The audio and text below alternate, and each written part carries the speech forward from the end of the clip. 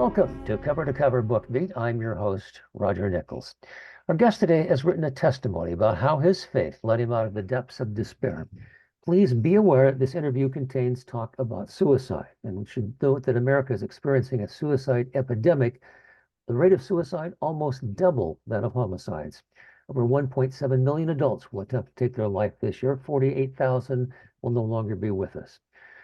For our guest, Jerome Petty, he was lucky. He failed and lived to tell about it in his moving book, From Broken to Blessed, an attempt at suicide that ended with blessings beyond my dreams. And again, if you know you or someone you know may be feeling such feelings, please get in touch with the Suicide and Crisis Lifeline.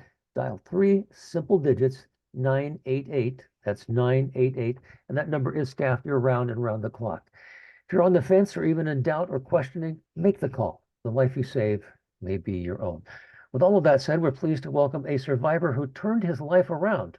Welcome, Jerome Petty. Thank you, sir. Thanks for having me. All right. Well, was this a hard book for you to write?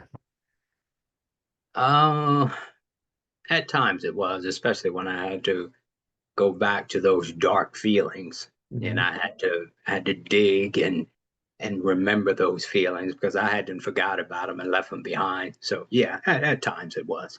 Okay. Well, let's start with where many problems start with a childhood that was not an easy one. You write about yourself. I would go to church, but I was certainly not a saint. Right. Yeah, I was the typical kid. I mean, and in some cases, I was worse than a typical kid. Some of the stuff I put in the book, From Broken to Blessed, of my behavior. But I got to a certain point where I didn't want to give my mom any trouble, any more trouble. So I started taking church a little bit more serious. There's an incident that really kind of startled me when I read about it. You talk about walking, you mentioned being a teenager, being interested more in girls than church and stopped going quite as regularly. And you're walking down the street, and the minister from the church pulls up in his car and says, I'm going to pray that your life is miserable so you'll come back to the Lord. Does not strike me as something a good Christian, particularly minister, would say. Well, yeah, I agree. And it scared the mess out of me. I felt very uncomfortable that he said something like that to me. I'm a teenager. He was a full grown man, and he had his face all balled up, and he was saying it to me like he was angry with me. I just didn't see that coming from a minister. Yeah. And yeah, Well, they say that the road to hell is paved with good intentions, and that might easily have turned somebody totally off from religion, but it didn't in your case. Why do you think that is? well, honestly, I think his statement, although it came across kind of scary, and but I honestly believe he didn't mean any harm behind it. I really believe he wanted me to get back in fellowship with God. But again, it was just his approach. So I'm grateful for his reaching out to me in his in his fashion. In his way, yeah. And at 23, you write, I had a moral compass. I did not always use it. Describe the unfortunate, I hate to take you back to this again, the unfortunate series of events that led you to decide that you didn't need to be around anymore. Uh, it started with a failed marriage that led to a broken family, and then that led me to depression and hitting the bottle. I started drinking, and then after a while, I just couldn't get all these thoughts out of my head. It was as if all the hurtful things I was dealing with at the time. Uh, there was just like a playlist within my mind of all these hurtful things just constantly playing in my mind, and I couldn't make it stop. And that's why I ended up trying to commit suicide. That part of that too, you also mentioned, I think it's a key factor, is that you couldn't sleep. And that has serious problems with people in their way they cogitate, the way they think about things. I can't think straight when they are missing sleep as well.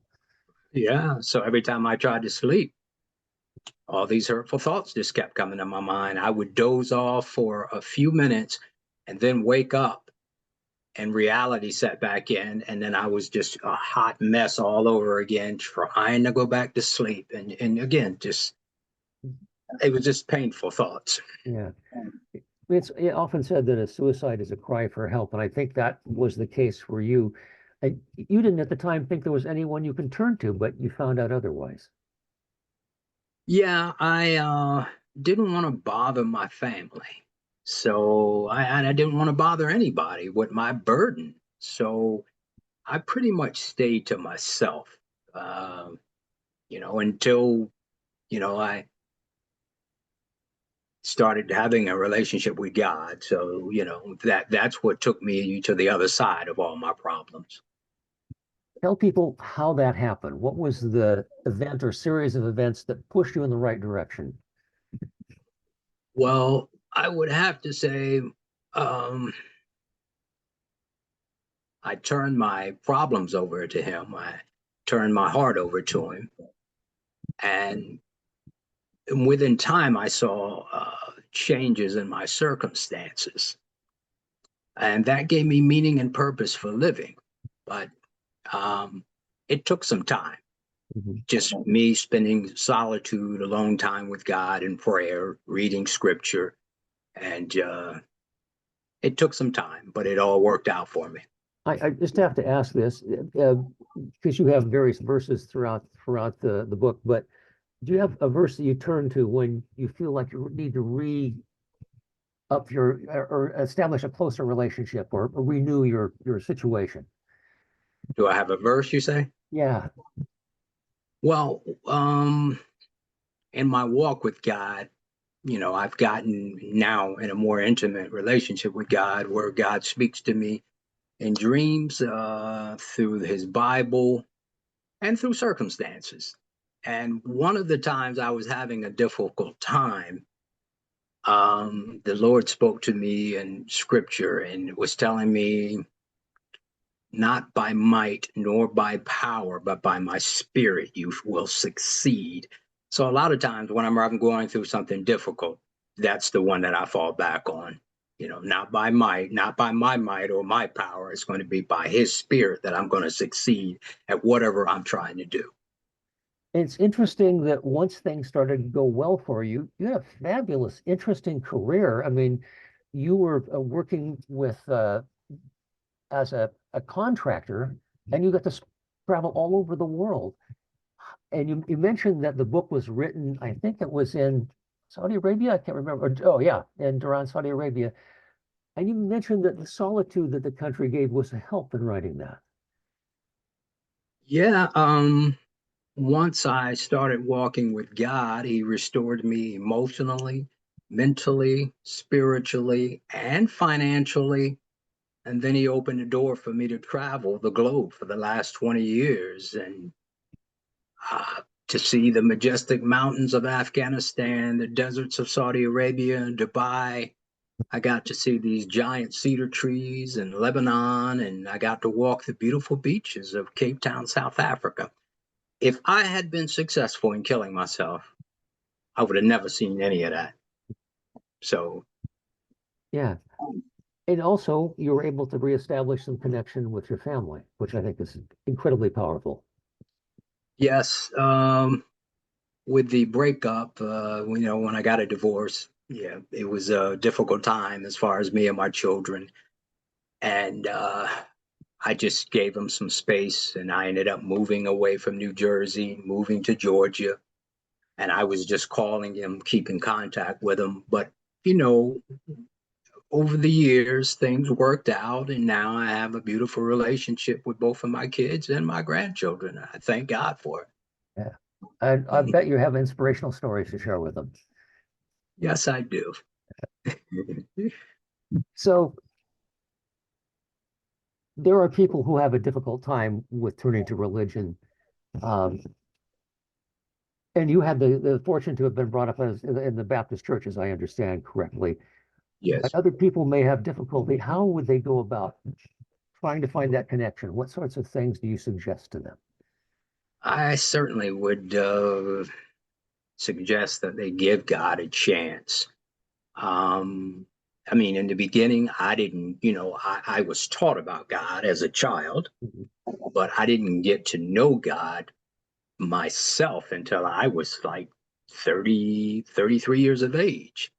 So that's when I got an intimate relationship with him. And again, I spent time in solitude, a long time with God, surrendered my heart to him, spent time fasting and prayer and in the Bible.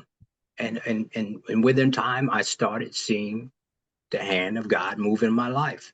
So I would suggest anyone to give it God a try and see what happens. Yeah, there's no downside to that at all. Mhm. Yeah. Where do you see your life going now that you're a published author? Well, working on some more material, but I'm in talks right now as far as going back overseas. I just won, what was it, Impact Award. So I'm looking forward to going to that ceremony and getting my little trophy. I'm excited about it. I'm excited about this book and it getting into the hands of people that can use it, people that are in struggle. So uh, it's just really an exciting moment for me. And again, I just want to help people. So the other book I'm working on would be dealing with helping people as well. Okay. Are you doing any work with speaking in churches and whatnot on a regular basis? Uh, no, I haven't been because of my travels, Hmm. but that's something that I've been looking into. I have been going to some churches here and trying to share the book with them. Yeah. You know, it's interesting because one of the standard questions I ask over 800 authors I've interviewed is, what do you hope they take away from the book when they put it down? I think I know what the answer is in your case. Yeah, I want to give people hope. Those that are in struggle, I want to give them hope because here I was attempting suicide, and I have to say, God walked me through my dark moment and took me to the other side where I had abundance and blessings beyond my dreams. And that's what I want to share with them. Mhm. God has something for you on the other side of your troubles. Yeah. And again, uh, I'm amazed how your travels in Kosovo and Croatia and Lebanon and everything. I should also mention there's some really good photos in the book. You're apparently a pretty decent photographer as well. Thank you, sir. Yeah, right. And it's not a long book. It's a quick read, but it is very involving. You really have a gift of getting people kind of inside your mind and your thoughts. Would that come easy to you, or is it tough to, how many times do you have to rewrite it? Oh, that's funny. Yeah, the first time I wrote it, it looked like a 7-year-old wrote it because I'm not a writer. So I had to write that. I don't know. I wrote that over and over. I'll probably about 15, Mhm. 15 times and to where I got it to where I liked it and then finally typed it up. But I really appreciate your words and Yeah. I thank you. All right. Well, um, if people want to get more, do you have like a website or a blog or something where they can get more information from you? Right now, they could just reach me on Facebook, Okay. Jerome Petty on Facebook. It's I have two Facebook pages. You could just either find me on Jerome Petty or author Jerome Petty and reach out to me. Okay. And the book is available The everywhere, I book is suppose? it's available at Barnes and Nobles, Amazon. It's on Kindle, paperback, and what is that? Audiobook. Oh, did you Mhm. narrate the audiobook yourself or did you get somebody to do that? I got the publisher to do it, Christian Faith Publishing. Okay, good for them. I'm going to mention them as well. Appreciate that Mhm. they took you on. That's excellent. Is there anything I have not touched on you want to make sure our audience knows about? Mm. I think that's about it. And I certainly do appreciate your time. All right. Our guest today is Jerome Petty. His book is From Broken to Blessed, an attempt at suicide that ended with blessings beyond my dream. Thank you so much for being with us today. Thank you for having me, sir.